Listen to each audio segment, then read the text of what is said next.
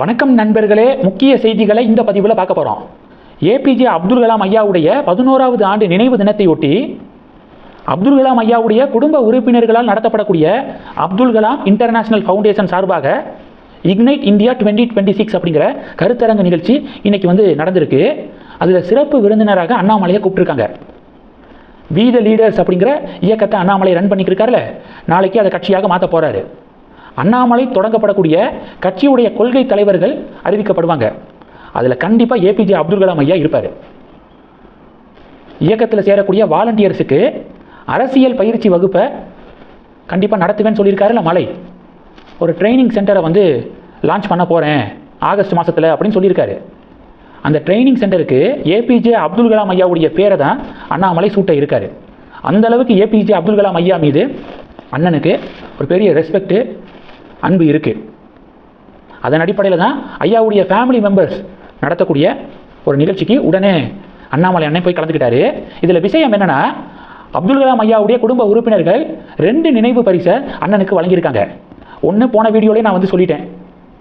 வேல், மயில், சேவல் இருக்கக்கூடிய ஒரு சிலை, இது ஒரு நினைவு பரிசு. 2வது நினைவு பரிசு ஒரு டிஷர்ட்டை வழங்கியிருக்காங்க. அந்த டிஷர்ட்டில் என்ன எழுதியிருக்கு தெரியுமா? அந்த எழுதினதை பார்த்துட்டு அண்ணாமலையை பிடிக்காதவங்களாம் அழுதுக்கு இருக்காங்க. அப்படி என்ன எழுதியிருக்குன்னா, மகாகவி பாரதியார் அவர்களுடைய வரிகள், பல வேடிக்கை மனிதனை போல நான் வீழ்வேன் என்று நினைத்தாயோ அப்படிங்கிற வரி எழுதப்பட்டிருக்கு. அது அண்ணாமலை கிட்ட பிரசன்ட் பண்ணியிருக்காங்க. அண்ணாமலை இன்னைக்கு வீழ்ந்துருவார், நாளைக்கு வீழ்ந்துருவார் அப்படின்னு சொல்லிட்டு அவரை பிடிக்காதவங்க மட்டம் தட்டிக்கிட்டே இருக்காங்க. ஆனால் அவருடைய கிராஃப் பார்த்தீங்கன்னா மேலே மேலே போய்கிட்டே இருக்குது.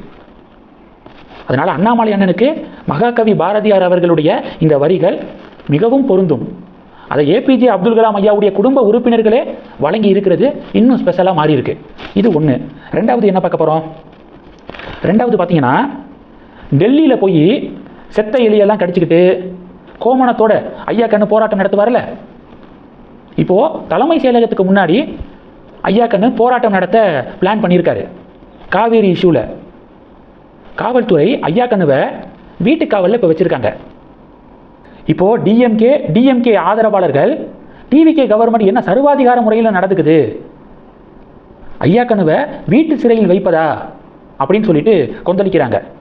எனக்கு இந்த ஒரு லாஜிக் தான் புரிய மாட்டேது.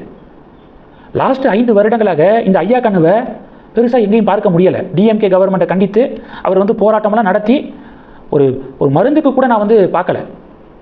இப்போ திடீர்னு 5 வருஷத்துக்கு அப்புறம் தலைமை செயலகத்துக்கு முன்பாக போராட்டம் அப்படின்னு சொல்லிட்டு கிளம்பியிருக்காரு.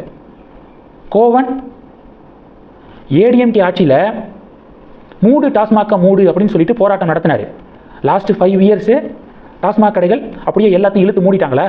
எப்போதும் போல் இயங்குனுச்சு. அப்போ கோவன் பார்த்தீங்கன்னா ஆளே காணோம். இப்போ மறுபடியும் கிளம்பியிருக்காரு.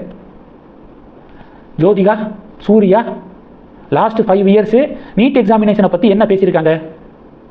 ஆனால் இப்போ பார்த்தீங்கன்னா ஜோதிகா அவர்கள் இன்ஸ்டாகிராமில் சிஜேபிக்கு ஆதரவாக வாய்ஸ் எல்லாம் கொடுத்துட்டு இருக்காங்க. திடீர் போராளிகளுடைய பிளான் என்ன தெரியுமா? மத்தியில் பிஜேபி கவர்மெண்ட்டாக இருக்கணும், மாநிலத்தில் டிஎம்கே இல்லாமல் வேறு யார் கவர்மெண்ட்டில் இருந்தாலும் நாங்கள் எதிர்ப்போம், எதுக்கெடுத்தாலும் நாங்கள் கொந்தளிப்போம், குரல் கொடுப்போம். ஆனால் மாநிலத்தில் டிஎம்கே கவர்மெண்ட் வந்துருச்சுன்னா நாங்கள் எதையும் பேச மாட்டோம். ஏன்னா எதை பற்றி பேசினாலும் மாநில அரசாங்கத்தையும் மக்கள் கேள்வி கேட்டுருவாங்க.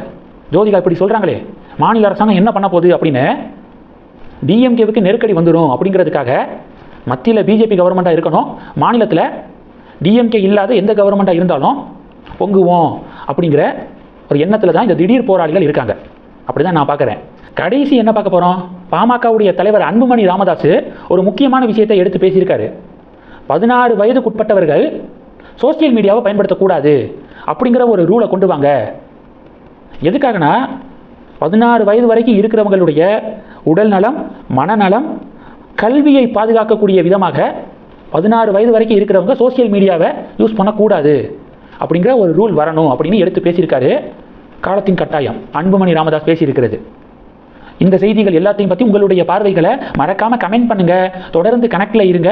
அடுத்தடுத்து நிறையா பதிவுகளை பார்க்க போகிறோம். நன்றி. ஜெய் ஹிந்த்.